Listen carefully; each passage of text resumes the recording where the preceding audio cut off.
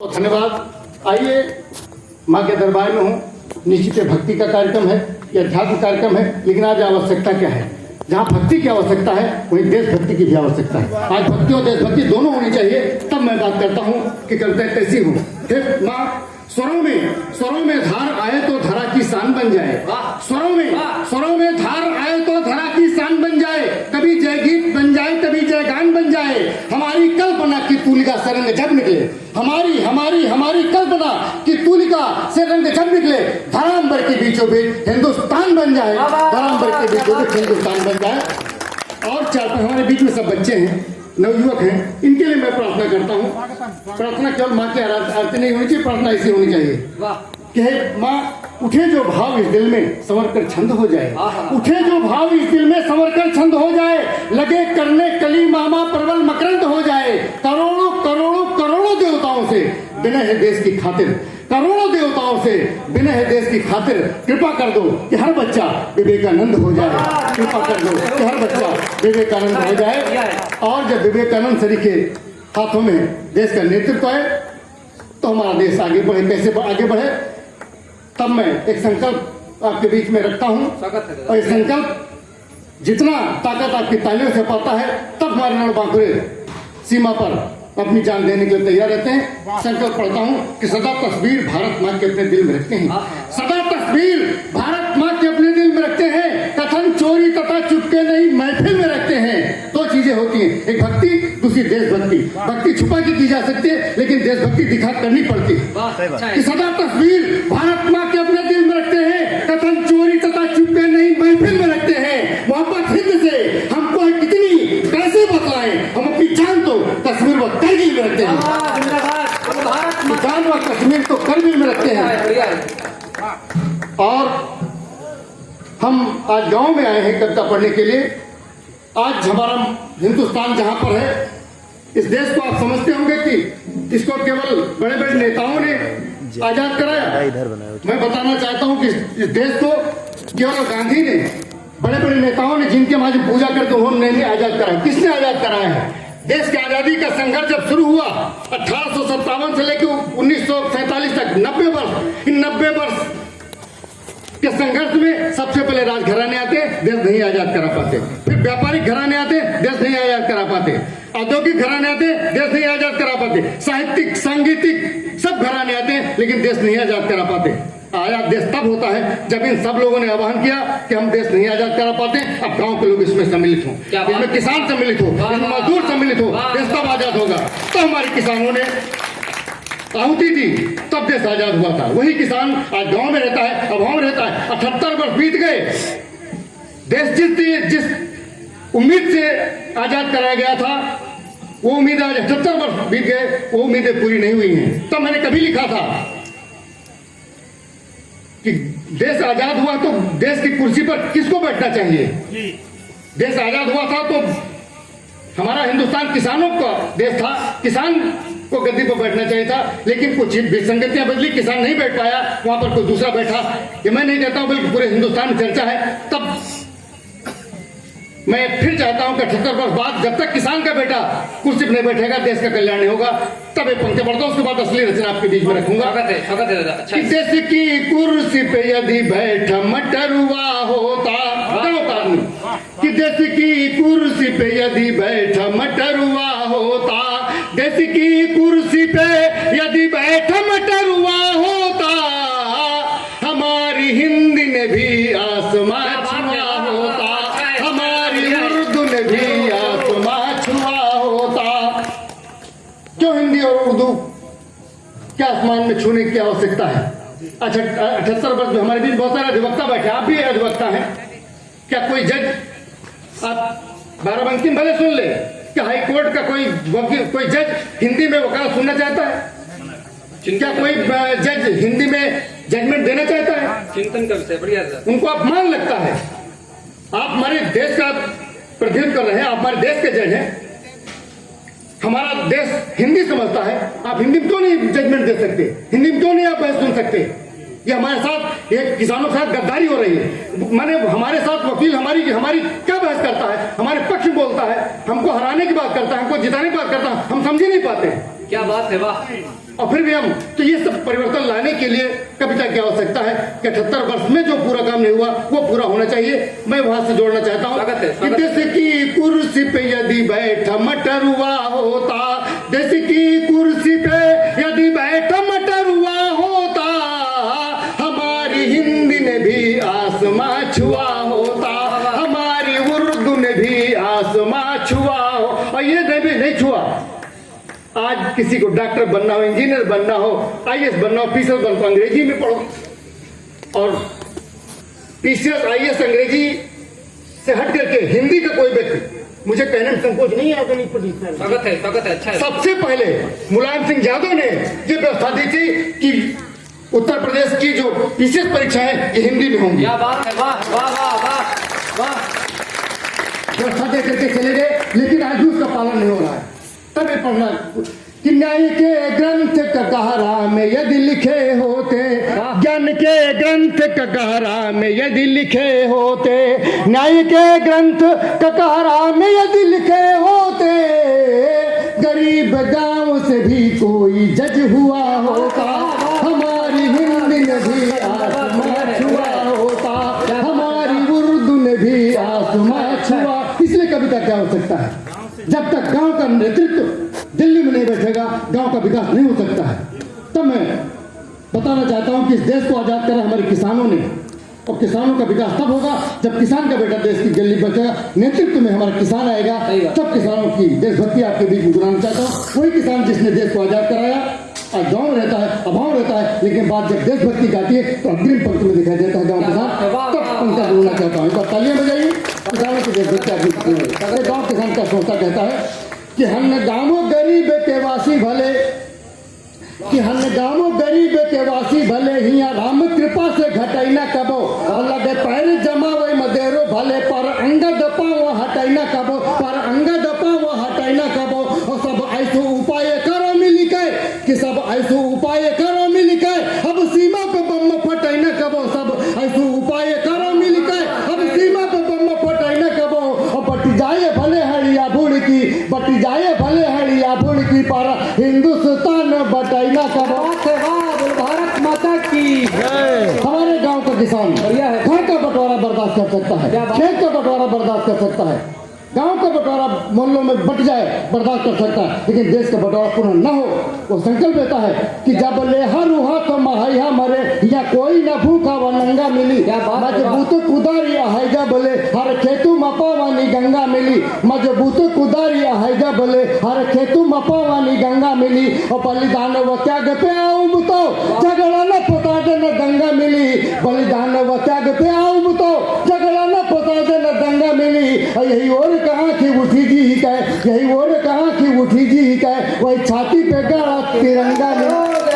बढ़िया है बेटा, क्या बात है। जब गाँव के किसान कहता है, क्या बात है, बढ़िया है। इस तरह की बात वो कोई लंतरानी नहीं रहता, कोई लफाजी नहीं मारता, बल्कि गाँव की जो हकीकत होती है, गाँव का जो यथार्थ होता है वो कहता है जिन्हें जाते हैं सिंह के दाते हिया, यह कार्य तो खेल तमाशा में है, हम दूधू बतासा न खाई भले, पर सोचे हमारी आकाशा में है, हम दूधू बतासा न खाई भले, पर सोचे हमारी आकाशा में है। और तन देश के काम मावे कबो, हमारी पहली अभिलाषा में है, तन देश के काम मावे कबो, हमारी पहली अभिलाषा में है। और मजबूत पहाड़ कफोरी सकी, यह तेजे कुदारी के पासा में है।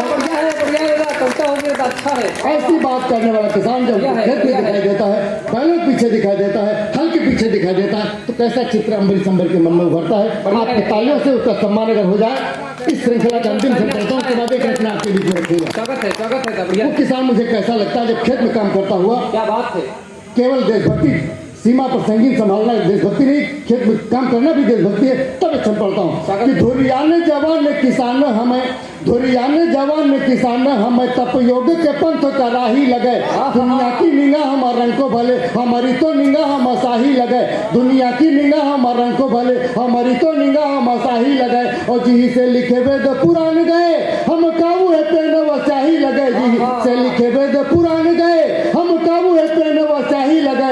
और कांधे वहां तुम पहना लिए, हर कांधे वहां तुम पहना लिए, वो सीमा का वीर सिपाही लगे। क्या बात है, हर कांधे वहां तुम पहना लिए, वो सीमा का वीर सिपाही लगे। और एक रचना आपके बीच में रखना चाहता हूँ कि बच्चों को लगे कुछ यहाँ से मिला, बच्चों को चिंतन का अवसर मिले, सोचने का अवसर मिले और हमारे बुद्धियों को, मनोविकों को कुछ तत्काल करने का भी एक संकेत मिले। एक ऐसी रचना आपके बीच में रखना। तो बस एक गीत आप सब जानते हैं कि देश 1947 में आजाद होता है, लेकिन 1947 से 4 वर्ष पूर्व 1943 में भी देश आजाद कराया जा सकता था। सबका सामूहिक सहयोग नहीं मिला, अन्यथा देश 1943 में आजाद हो गया होता। ये सटीक अनुमान लगा करके एक ऐसे व्यक्तित्व ने सोचा कि हम देश को आजाद करा सकते हैं। उसने दल बनाया, पूरी योजना बनाई, विदेशों के भी कुछ देशों का सहयोग लिया और ब्रिटिश हुकूमत को हमला बोल दिया। न केवल हमला बोला बल्कि कई स्थानों पर तिरंगा झंडा लहराया, लेकिन बीच में कुछ ऐसी विसंगति आई कि दिल्ली तक नहीं पहुंचे, अन्यथा देश 1943 में आजाद हो गया था। फिर भी जितना काम 1943 में उस व्यक्तित्व ने किया, आजादी के बाद 78 वर्ष बीत गए, उस व्यक्ति को एक रहस्य बना करके छोड़ दिया, एक प्रश्नवाचक बना करके छोड़ दिया गया। कभी उसके अभियान की, कभी उसके विजय के अभियान की कोई चर्चा नहीं करता है। क्यों नहीं चर्चा करता है, मैं आपके बीच में कहता हूँ। उस व्यक्तित्व का नाम होता है, उस व्यक्तित्व का नाम होता है सुभाष चंद्र बोस। वाह वाह, अच्छा है।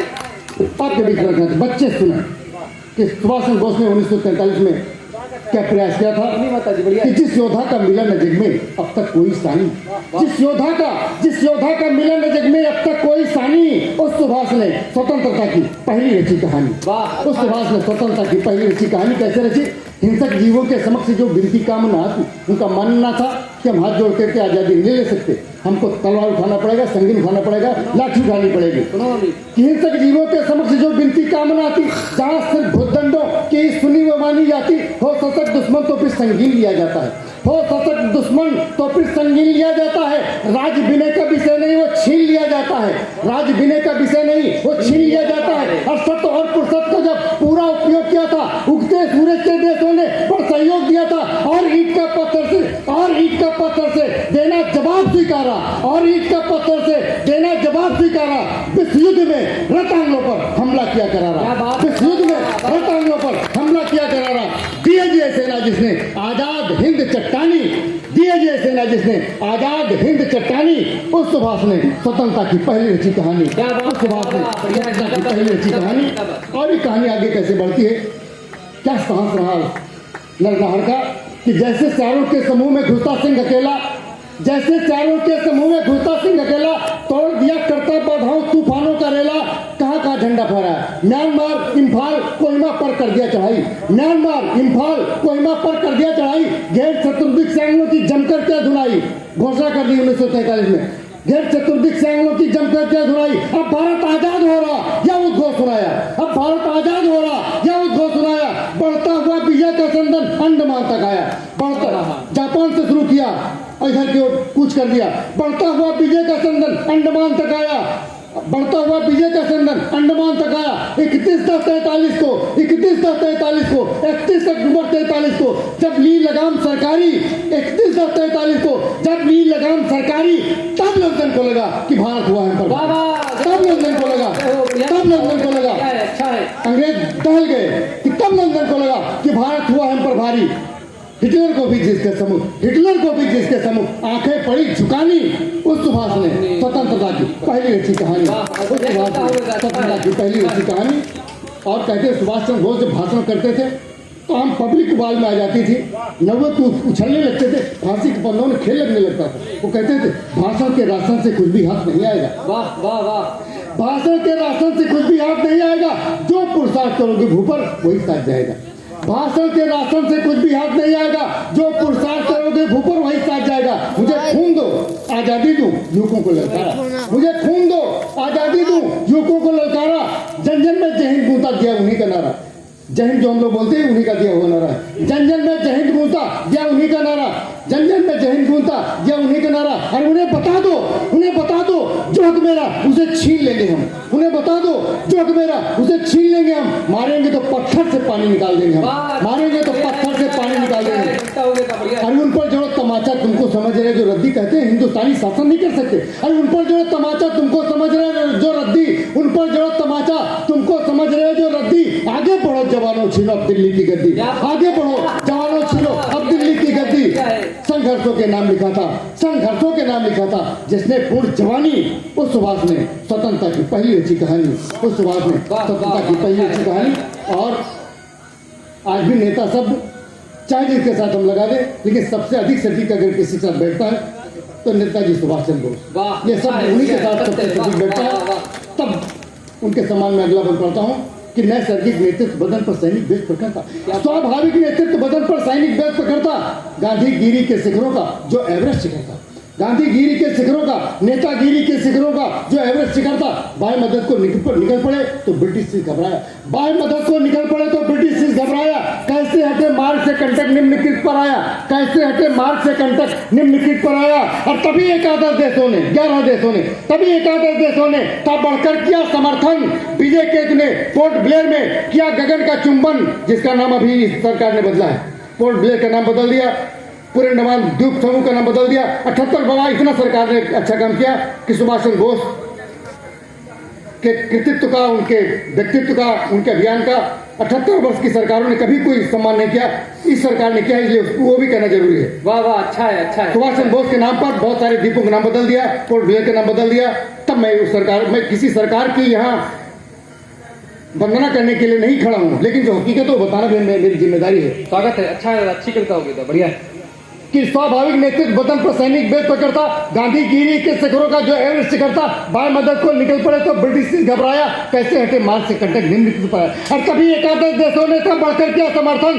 विजय केतु ने पोर्ट ब्लेयर में किया गगन का चुंबन। आजादी के दीवाने जब लौ सदिश अड़ जाते, आजादी के दीवाने जब लौ सदिश अड़ जाते तो दीवारें का बड़े बड़े पर्वत भी सिर झुकाते, तो दीवारें का बड़े बड़े पर्वत भी सिर झुकाते। उमड़ घुमड़ कर बंग सिंधु का ज्वार हुआ तूफानी, तब सुभाष ने स्वतंत्रता की पहली रची कहानी, तब सुभाष ने स्वतंत्रता की पहली रची कहानी। और रचना का अंतिम बंद आपके बीच में रखता हूं, जिसके लिए मैंने पूरी रचना लिखी 78 वर्ष के बाद।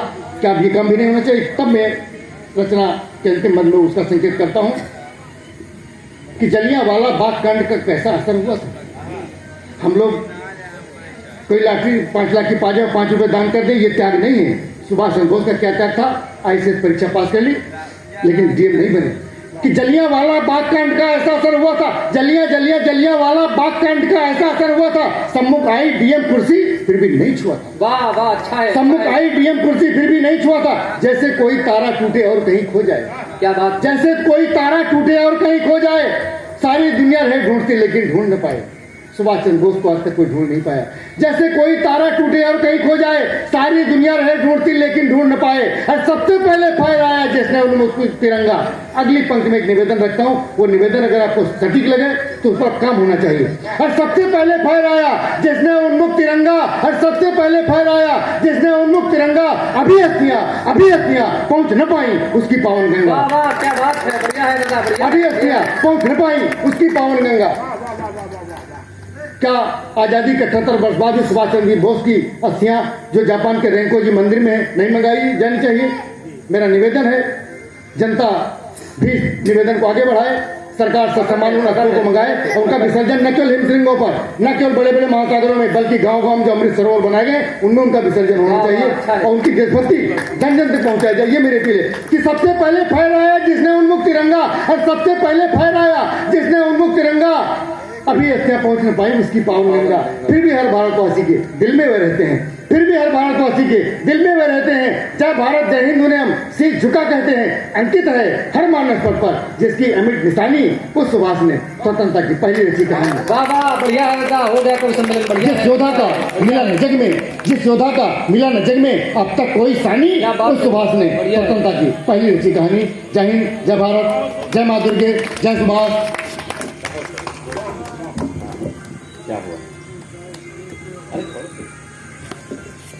अभी